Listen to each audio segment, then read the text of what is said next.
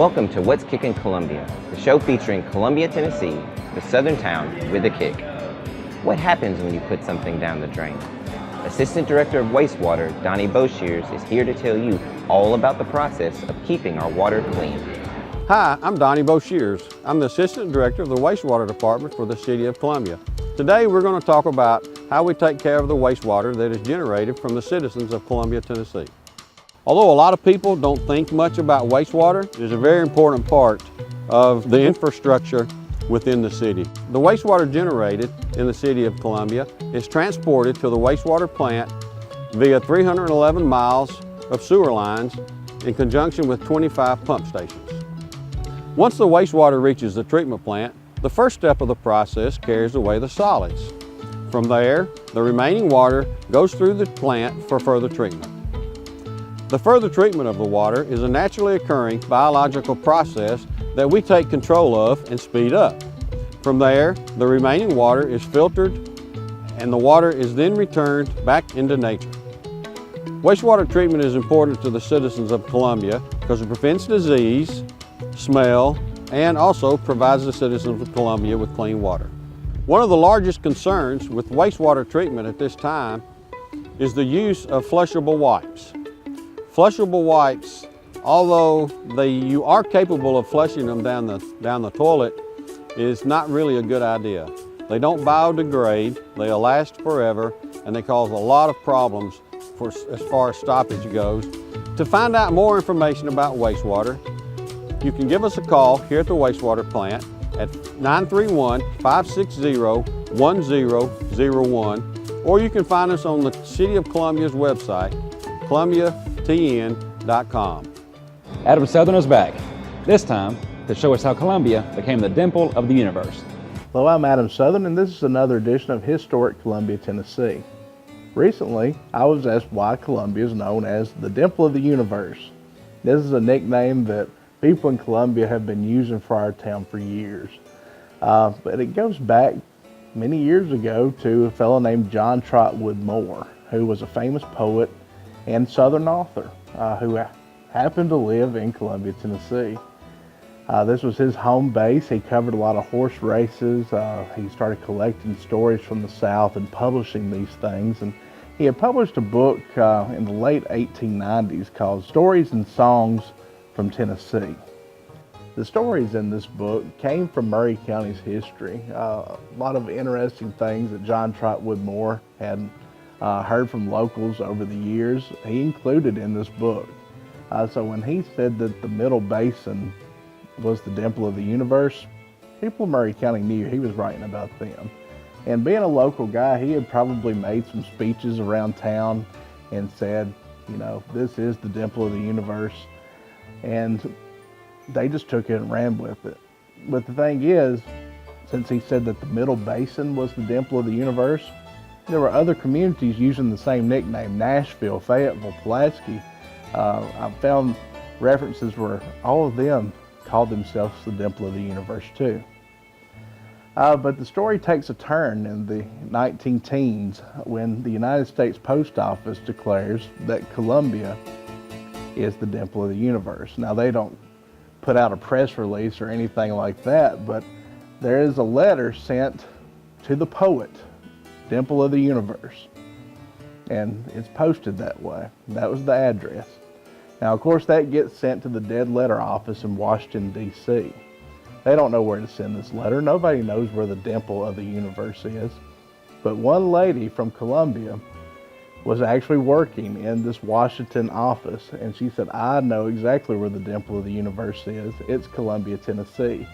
So she sent that letter from Washington, D.C. to Columbia, and it became official. It's like a Miracle on 34th Street. When they said that Kris Kringle was Santa Claus, the post office said Columbia, Tennessee is the dimple of the universe. And since that time, it's been one of our official slogans, I think. If it's not official, it should be. Now, even though that is our name, what does it mean? A lot of people think, you know, what does dimple of the universe actually mean? Now, dimples are considered to be attractive, so we are an attractive part of the universe. And if you look at the geography of the middle basin that he was talking about, it's surrounded by the Cumberland Plateau, the Highland Rim. So it's really a dimple in the earth. It's a depressed area surrounded by high elevation. So it is literally a dimple in the geography of the universe. So this middle basin is the dimple of the universe, and I think Columbia, Tennessee is the capital of that dimple. So I hope you've enjoyed hearing about this nickname and how it came about. If you would like to read more, check out my blog at historicmurraycounty.com or come see me at the library. Thank you. One of the most interesting sights in town is the Athenaeum. Here is a brief history of one of Columbia's crown jewels.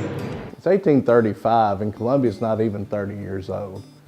And where I'm standing today was nothing but farmland until Samuel Polk Walker, James K. Polk's nephew, decided that he would build a house. And this house later became the Athenaeum. Construction of the Athenaeum began in 1835, and Samuel Polk Walker, the man who commissioned the house, never lived in it. Instead, the first resident would be Reverend Franklin Gillette Smith, his wife Sarah, and their children. The Smiths made the journey from Lynchburg, Virginia to Columbia, Tennessee, so that he could become the first headmaster of the Columbia Female Institute. Reverend Smith was headmaster of the Columbia Female Institute until 1852, and that's when he decided to start his own school, the Columbia Athenaeum, which is where the house gets its name. The Athenaeum has 5 rooms on the first story. 3 of those are parlors, 2 are bedrooms, and upstairs is just 1 bedroom. But there's no interior stairwell, so to get to that upstairs room, you have to go outside and use the exterior stairwell to go up.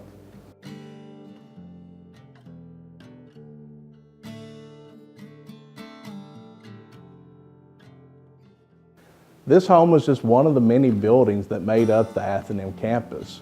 Most of the school buildings sat to the south where the Murray County Board of Education is today.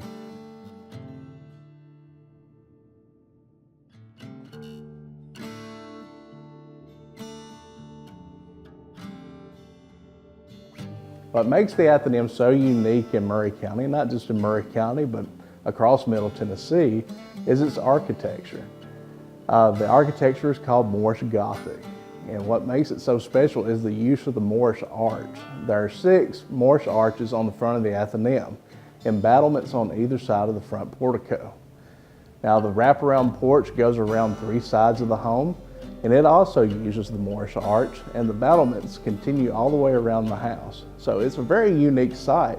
In 1974, after the death of Miss Carrie Smith, the Smith family in Texas decided to donate this home to the Murray County Association for the Preservation of Tennessee Antiquities, better known as APTA. Now, since the 1970s, the Murray County APTA has owned and operated the Athenaeum as a historic site and museum, and it's also available for rentals. The APTA hosts a variety of events throughout the year to support the Athenaeum and its continued restoration. To find out more about the APTA or the Athenaeum, visit historicathenaeum.com. Thanks for checking out What's Cooking Columbia. To find out more information, please visit columbiatn.com. We'll see you next time.